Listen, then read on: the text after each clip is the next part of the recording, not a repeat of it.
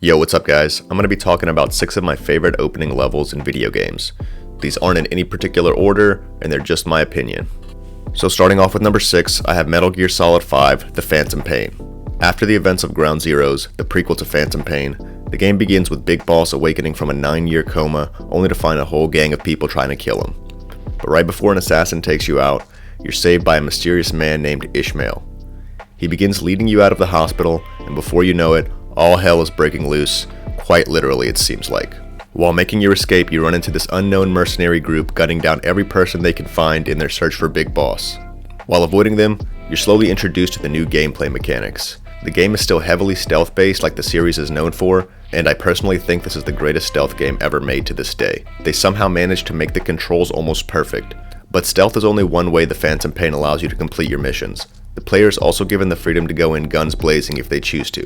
And it's that freedom of choice that really sets it apart from the other entries in the series to really draw you in. The gunplay is so satisfying, Snake's movements are very responsive, and the environmental interaction has been refined to make the game more immersive. And almost 8 years later, this is still one of the best playing games I've ever experienced. On top of the mercenaries, you encounter a strange child in a gas mask with telekinetic abilities, and a seemingly unstoppable Burning Man with the power to control fire with his mind. The Phantom Pain throws you straight into the action, and I remember being super confused by everything and having no idea of what's going on, but this is a Metal Gear game, and I knew if I continued it would pay off in the end. The game's graphics are breathtaking and they still hold up really well today. This opening level is intense, powerful, emotional, and combined with the new gameplay mechanics, it helps set the stage for this story of revenge that kept me coming back to see how Big Boss became the person we know in the Solid Snake series. Moving on to number 5. I've got Star Wars The Force Unleashed. The last thing I expected to do when I started this game was to play as Darth Vader and mow down a bunch of Wookiees and Stormtroopers while hunting down Jedi. I had played a few Star Wars games before this, but never one that really showed off how powerful Darth Vader really is. You have your basic lightsaber attacks, but you also had a pretty sophisticated force mechanic that allows you to manipulate objects and people with surprisingly fluid controls. Using this mechanic never got old to me. In fact, I used it as my main form of attack over the lightsaber. You've also got a powerful force field blast and force push that's super satisfying to use. Another surprising thing was the destructibility of some of the environment around you, which was a nice touch that they probably didn't have to include.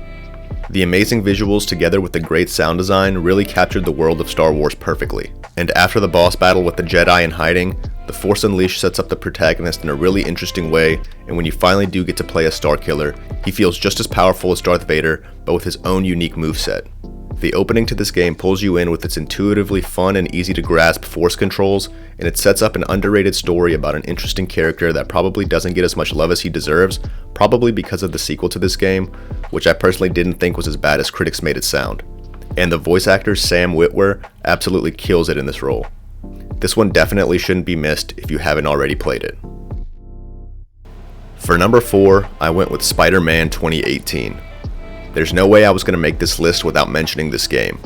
Like a lot of people, I absolutely love Spider-Man, and I have played almost every single open-world Spider-Man game that came out before this one. The last one being Amazing Spider-Man 2, which I couldn't even finish because it was so bad. My personal favorite before Spider-Man 2018 was hands down Web of Shadows, which I never hear anyone talking about how much that game influenced the 2018 game. I noticed that much of the gameplay has the DNA of Web of Shadows in it. That game also had one of the coolest mechanics in a Spider-Man game I've ever seen, where you can seamlessly switch between the red and black suit, and each suit came with its own fully fleshed out fighting style. And I'll tell you now, I'm going to be really disappointed if Spider-Man 2 lets you play with the symbiote suit, but doesn't let you do the same thing. But I digress. From just the opening cutscene to the first swing, Spider-Man 2018 had me hooked. It embodied everything about being Spider-Man to a T. Insomniac perfected the gameplay to make the web swinging responsive and fluid as you traverse through the concrete jungle, web zipping, point launching, and running on buildings without ever breaking your momentum. The game also looks absolutely incredible. The attention to detail here is almost unmatched. The animations in the game are second only to one other game on this list that'll be mentioned later on. At first glance, the combat system may seem like an Arkham clone, but I actually thought it was done better and was way more challenging to grasp. But once you do get the controls down, it's a surprisingly deep system that incentivizes you to use all of Spider-Man's abilities and gadgets to get through the enemies. The boss battle with Wilson Fisk to start the game off serves more of a purpose than just a cool fight scene. It establishes him as an important gatekeeper for the criminal activity in the city, and with him out of the way, it sets up the main conflict that drives the whole plot forward. There's so much to love and enjoy about this one, so if you somehow never got around to playing Spider-Man, now is the time. The next game I decided to go with is Nier Automata. This was the game I mentioned prior about having the best animations of any game I've ever played. Everything about this game was so well done, and after completing it, it instantly became one of my all-time favorite games. And like all the games on this list, it started out with a banger of an opening. You play as an android named 2B who is a part of a unit called Yorha, tasked with fighting a hostile army of machines that have taken over the Earth and driven the last remaining humans to a base on the moon. The opening level starts as a 2D side-scrolling bullet hell style shooter, reminiscent of Asteroid or Geometry Wars, but then transitions to a third-person hack-and-slash melee action game blended with ranged attacks and special abilities. The combat is intuitive and easy to pick up, but at the same time it has a range of depth that's complex enough to provide a challenge for more experienced players. The soundtrack of Nier Automata is an integral part of the overall experience, and it worked to create an immersive atmosphere and brought an emotional gravity to the game that took it from a 10 to an 11 in my eyes. It's a perfect fit for the game's epic story and diverse gameplay. When 2B lands on the surface, she meets up with another android by the name of 9S, and together they set off to seek and destroy a dangerous machine. Between the two, 2B distinguishes herself as the more serious and experienced one, and 9S seems more playful and curious, constantly questioning their mission and their existence as androids, much to 2B's annoyance. But that annoyance quickly turns to respect as they build a rapport and deep emotional connection throughout their mission. And the relationship between the two is one of the most intriguing and captivating parts of the game.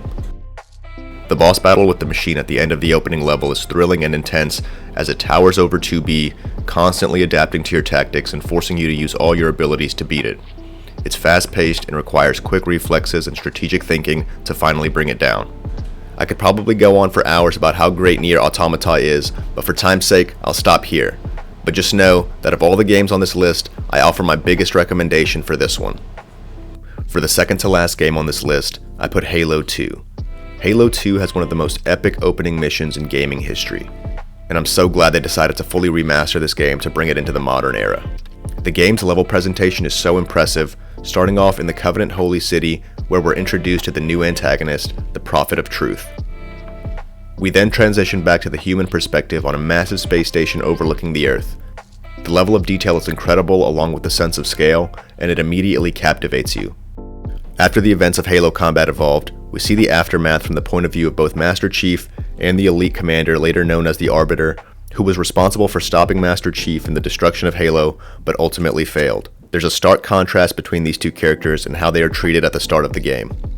Master Chief is being hailed a hero for his actions, while the Arbiter is disgraced and exiled by the Covenant Council for his colossal failure. During a medal ceremony celebrating the Chief and a few others, the station is surprise attacked by Covenant forces, and from there you're thrown into a brutal and action-packed conflict once again. The music and sound design are iconic and adds an intense sense of urgency and importance to the action. And the voice acting is on point like with all Halo games. The level's pacing and structure are top-notch, and the player is given some freedom to explore the station's impressive architecture so they can truly appreciate it. The gunplay is greatly improved upon from the first game, with new weapons and the ability to dual wield. The level ends with Master Chief destroying the Covenant forces with their own bomb in one of the most memorable and iconic gaming moments ever crafted. After that, we're left with a nail-biting cliffhanger that leaves you eager to keep playing to find out what happens next. And the cherry on top that threw me for a loop after all that is that it's revealed that you will also play as the Arbiter, which added a whole new dimension to the game's story and set the stage for a complex and compelling narrative that's still imprinted in my memory after all these years. And finally, the last game on my list is Mass Effect 2. This probably isn't a surprise to anyone that's played this before, but for the uninitiated, let me tell you that the opening for Mass Effect 2 is absolutely jaw-dropping. It was so intense and shocking that it felt like an emotional punch to the gut when it was over. Following the events of the first Mass Effect, Shepard and his crew have been searching the galaxy for months for Geth activity with no luck, when all of a sudden they are attacked by an unknown enemy in a massively sized ship. The Normandy is bombarded with blasts, destroying critical infrastructure and killing much of the crew, including many fan favorites from the first game. When you finally take control of Shepard, your main priority as commander of the Normandy is to get the remaining crew members onto the escape pods. After ensuring that everyone has gotten off the ship, Shepard heads to the cockpit to save his pilot and good friend Joker because he knows he will never abandon the Normandy. As you make your way to him, you pass through a part of the ship that's been completely destroyed, and the visual of space through the gaping hole in the side of the ship, combined with the sound of nothingness, created something so eerie and terrifyingly beautiful. Shepard finally makes his way to the cockpit to find Joker refusing to leave, but he quickly convinces him that going down with the ship won't do anyone any good, and they book it to the last escape pod.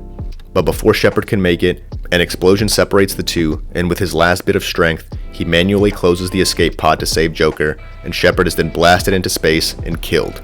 Yep, killed. They kill you in the opening level of the game. This introduction level is a masterclass in game design. It sets the stakes as high as they can be, and it creates a sense of urgency and danger that permeates through the entire opening sequence, and afterwards, you'll be captivated and enthralled to see where this incredible story takes you. So that's my list. I know there's many other great opening levels in video games, so be sure to let me know in the comments which games I missed and which ones you've played that have had a lasting memory on you. I hope you enjoyed the video, and thanks for watching.